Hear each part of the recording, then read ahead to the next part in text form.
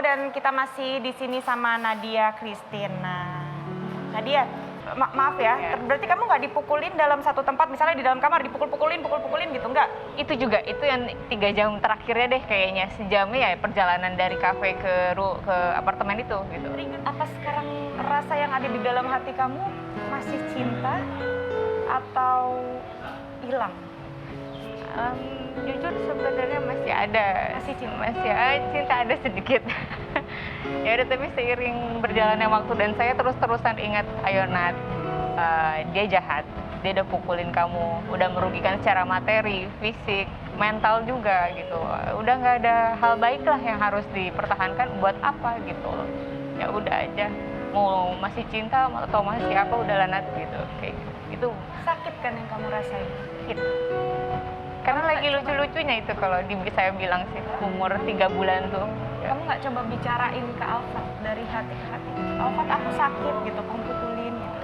Udah, tapi dia kayak itu aja dia nggak inget katanya mukulin gitu. Jadi mau apa yang dibicarain gitu, dia aja mukulin saya nggak inget. Jadi apa yang mesti dibicarain gitu Kak? Mukulin aja nggak inget, hancurin barang-barang aja nggak inget. Jadi mau komunikasi apa sama orang yang nggak inget gitu? Saya doang yang inget. Mukanya dia saat marah, mukanya bicaranya dia saat dia mukulin saya. Cuma saya yang inget, dia sih nggak inget apa-apa. Dipukulin selalu dengan barang atau tangan ya? Atau Tangan, kaki, gitu deh. Pakai badannya dia sendiri, Pakai badan. anggota tubuh dia sendiri. Nggak ada barang? Nggak ada. Sakit semua badan? Sakit banget, udah gitu COVID pula. Aku nggak bisa ngelawan. Jadi pas kemarin sih pecah banget sih, aku nggak bisa lawan sama sekali. Kayak cuma ngeringkuk aja udah. Gitu Kak. Kenapa kau tidak langsung kabur? Aku jujur di situ lemah, gak ada keluarga apa segala macam. HP diambil karena takut saya lapor atau bilang siapa minta tolong, HP diambil. Sampai jam 6 pagi itu kayak aku udah bilang, ampun Alfat, aku mau ke rumah sakit karena kayaknya virus-virus si COVID itu makin menjalar ke badan saya karena makin stres, makin dipukulin. Anterin ke rumah sakit, aku bilang. Perut aku sakit, kepala sakit. Jadi yang ngantar kau ke rumah sakit siapa?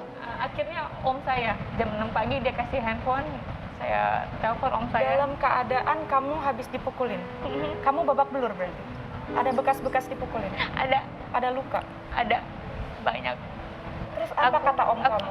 Apa kata pihak keluarga kamu? Nah, karena om saya juga tahu kondisinya saya lagi sakit, kayaknya dia ada feeling juga, wah ini kayaknya sakitnya nggak sakit COVID gitu ya.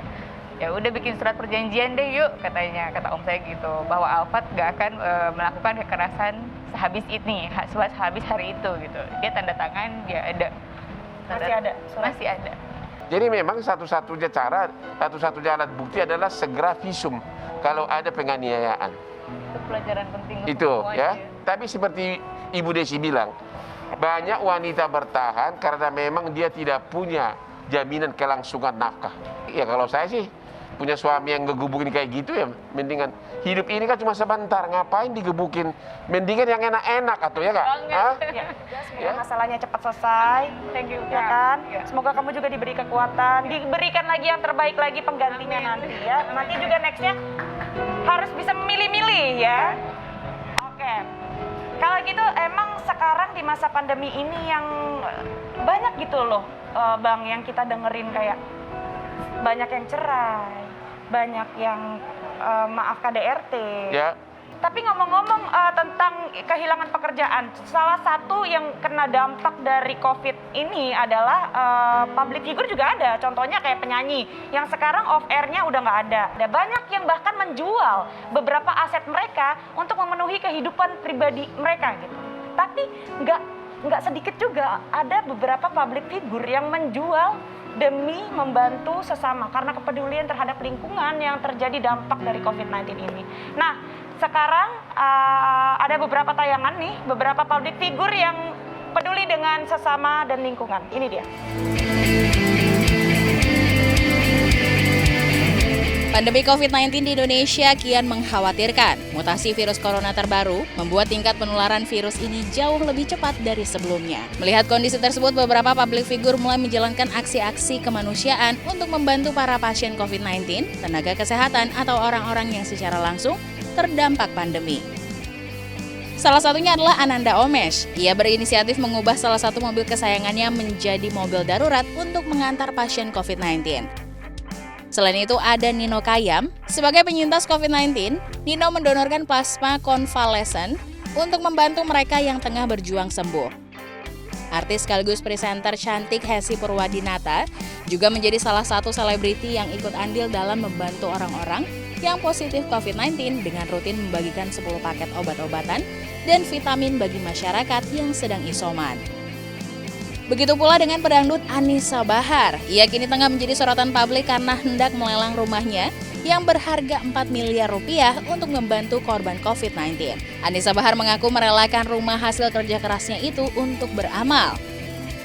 Itu dia tadi beberapa selebriti tanah air yang ikut berpartisipasi dalam bahu-membahu di tengah pandemi COVID-19 ini.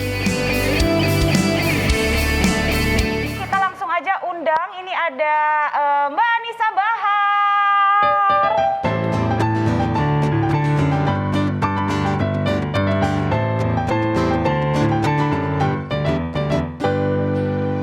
Anisa Bahar, penyanyi dangdut yang terkenal dengan goyang patah-patah. Silakan. Tadi pengen buru-buru pulang, sekarang betah.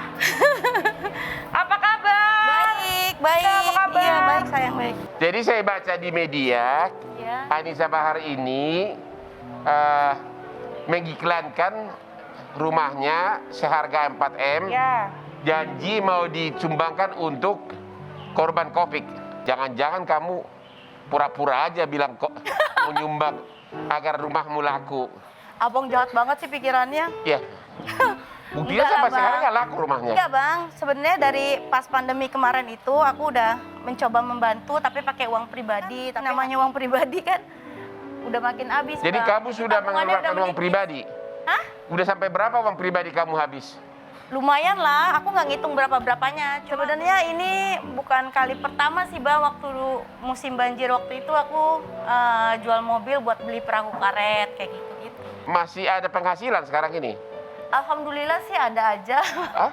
Ada kerjaan lain juga, ada ya bisnis kecil-kecilan juga ada. Oh begitu. Tapi katanya nih ada artikel pernah bilang kalau tante tuh rela sampai menjual rumah itu dan sampai nantinya kalau harus ngontrak di tempat yang kecil ya nggak apa-apa gitu. Gak apa-apa, gak masalah. Apa karena tante ini lagi butuh duit atau tante? Kok butuh kenapa duit? Gitu? Nggak, Bukan.